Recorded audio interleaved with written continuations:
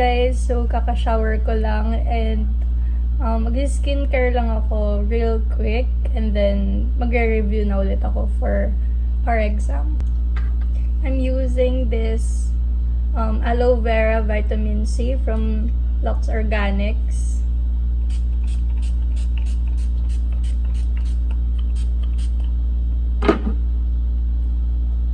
So while I wait for this to dry, bigyan ko lang kayo konting story time. I mean, konting chika lang.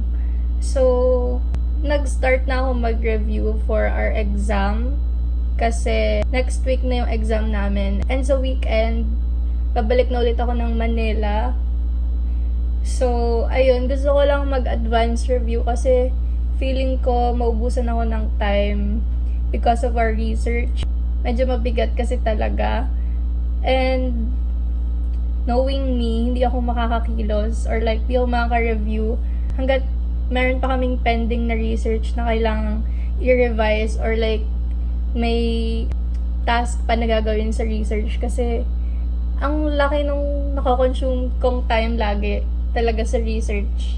Bale, nag-advance review na ako para konting scan na lang pagbalik ko ng Manila. Next one, I'm using this Numbuzin. I don't know if I pronounce it correctly, but binili lang to ng mom ko sa Shopee kasi nagpabili siya sa akin and sabi niya, bumili na rin daw ako para sa sarili ko. Para daw matry ko kasi she's in China pa. So, pag uwi niya, sa kanya gagamitin. This one's the number 5 Daily Multivitamin Cream 20 Vita Complex. Ayan. Ganyan karami yung nilalagay ko.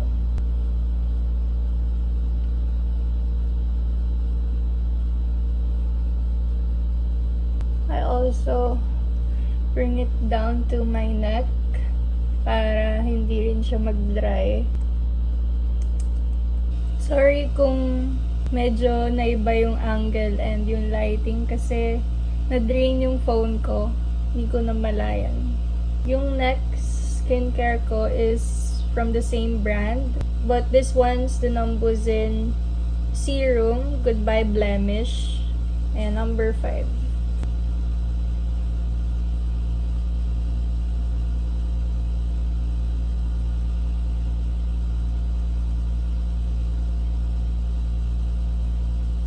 By the way, ginagawa ko lang to every night. Hindi ako masyadong naglalagay ng product sa umaga. Sunscreen lang talaga. Kasi ang lagkit niya sa feeling, lalo na ngayon, medyo nagsa-summer na. So, I'm using this Nivea Strawberry Shine Lip Balm.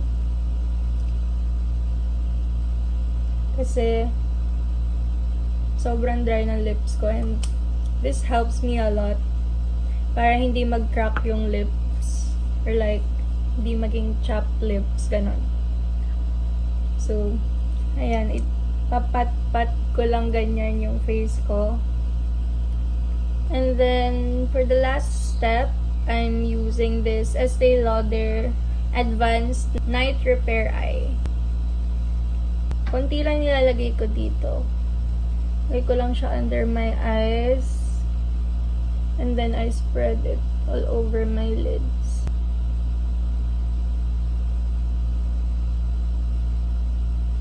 Nakaka-help naman siya mag-depuff ng eyes.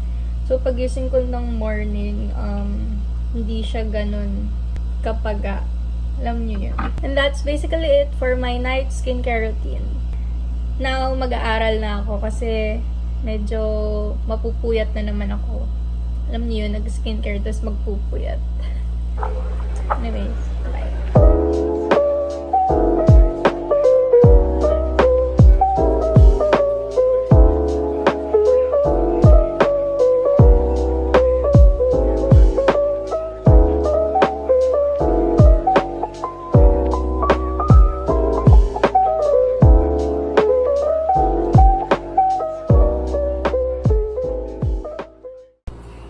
This is Zara and today is March 14, Tuesday, and right now, kakauwi ko lang sa dorm. Exams week namin ngayon and gusto ko lang i-share yung highlight ng day ko. So, 3 yung exams ko kanina. Super nakakapagod, nakaka-drain. Puyat pa ako sa kakaaral and dagdag pa yung research na ipapasa namin. Yung una muna naming exam is food science, second is retail management, and third is financial management. Personally, I hate math. Mula na nag-high school ako. Since may financial management kami, as in super hirap ako, lalo na ang daming formulas. Then, we were not allowed to have an index card, yung may list ng formulas. So, need i-memorize, ganyan. Pero, super swerte ko kasi kaninang umaga, tinulungan ako ni Chris. Nagpunta siya dito sa dorm. Nag-aral kami dito sa lobby. Tinuruan niya ako ng techniques. Gusto ko maging ready. Kaya, ayun, nagpatulong din ako kay Chris na mag-aral. Ito talaga yung highlight ng day ko. Hindi ko na-expect na ako yung maghihinayas. Natandaan ko naman yung mga inaral ko kagabi. And hindi naghalo-halo lahat ng inaral ko. Kasi yung food science, unang-una, yung type of test namin doon is identification and enumeration. So, I have to memorize and yun talaga yung forte ko, mag-memorize. Okay ako doon. Pero, yung financial management talaga, super saya. Hi guys, I have no intentions to brag. Gusto ko lang talaga i-share yung achievement ko this day kasi for me, it's also a small win kasi ayoko ng mga may computations, ng mga numbers, ayoko talaga. And then sa retail management naman, multiple choice siya and true or false. So, nag-scan lang ako. Kanina rin yun eh, before kami mag-aral ni Chris. Kahapon actually yung first day namin. Ito talaga yung isa naming mahirap din na major subject, which is business analytics. And one lang yung subject namin kahapon. Pero wala akong masabi. Kasi yung nagpahirap doon is yung fill in the blanks. Good luck na lang talaga. So bukas, ethics yung exam ko. So it's a minor subject. And then Thursday, Friday, pahinga, wala akong pasok. Pero mag-aaral ako ng taxation. Kasi sa Saturday is may taxation kami na exam. Yun lang naman. So balitaan ko kayo sa susunod kung ano man mangyari. Hey guys! So today is March 18. And finally, tapos na yung exam. And yung update naman regarding sa taxation namin kanina. Nasagutan ko naman siya lahat. Ilang days ko rin siya talaga review. And kinakabahan kasi talaga ako sa taxation. And kanina umaga rin pala, nag-aral kami ulit ni Chris. So, thank you ulit sa kanya. Na-review ko yung mga Excel and ibang mga computation sa taxation. So, ayun.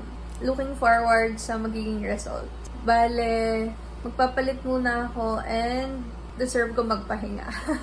Matutulog muna ako kasi super puyat talaga kakaaral this week.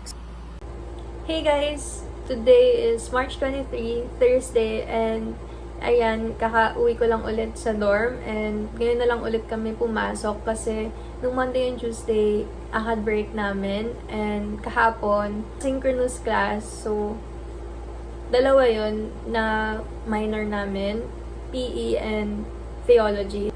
Ngayon, puro majors na ulit. So, regular class, face-to-face. Gusto ko lang ulit i-share kasi grabe, super grateful ko. Wait, pakita ko.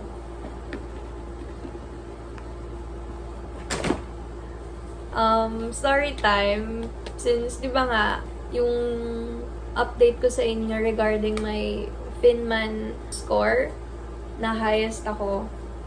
Girl, pinigyan ako nung prof ko ng reward. Pinigyan niya ako ng Starbucks card and super grateful ko talaga kasi guys, ngayong college na makaka-receive ka ng ganito. Wala, super na-appreciate ko lang talaga. And I won't disclose her name na lang for the sake of her privacy. Actually, hindi ko alam kung magkano yung laman nito. Pero titingnan ko. Tsaka, I might treat Chris also kasi hindi naman lahat sa akin yung credit nung pagiging highest scorer ko sa klase. Laking help din talaga ni Chris. As in. Ayun, thank you, Miss. Super na-appreciate ko po talaga.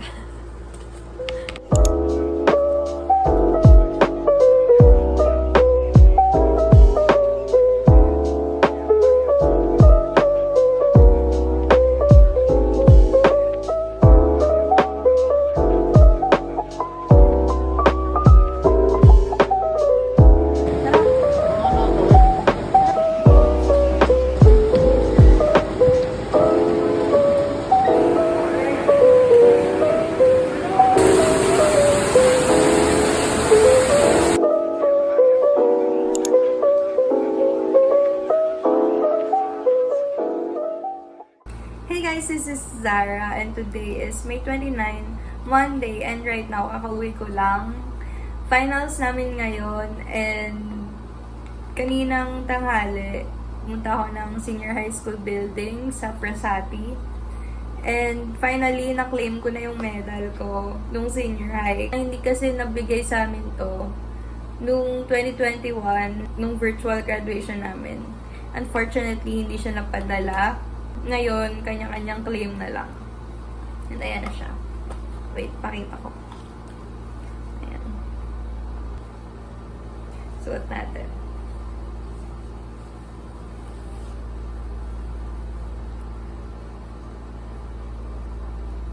Akala ko hindi na namin makukuha. Akala ko like wala lang, graduate lang kami with honors, tapos may certificate lang kami, ganun. Yung soft copy pa, akala ko ganun lang. Kasi from what I know, wala ring update from USC Senior High page yung about sa pagkiklaim ng medal ng batch 2020 and 2021. And nagtanong-tanong lang din kami, nakikita lang din namin yung mga posts ng mga higher batch or like mga batchmates namin na nakakuha na. So, nagtanong lang kami kung paano yung process and mabilis lang naman din siya nakuha. Need lang mag-email and pumunta dun sa building tas need ng ID. So, yun. By the way, medyo naging busy lang ako and supposedly dapat i-post ko na tong vlog na to pero hindi kasi kinaya ng time. Dapat for prelims lang siya and ngayon dinagdagan ko na lang ng clips this finals. So, I guess dito ko na lang isa-stop yung vlog. And yun lang naman. Thank you guys for watching and I hope medyo na-motivate din kayo to study and continue reaching your dreams kahit na super nakakapagod, puyat, madalas mag-breakdown, and kahit mahirap. Ayun. Thank you again for watching, and I'll see you on my next one. Much love!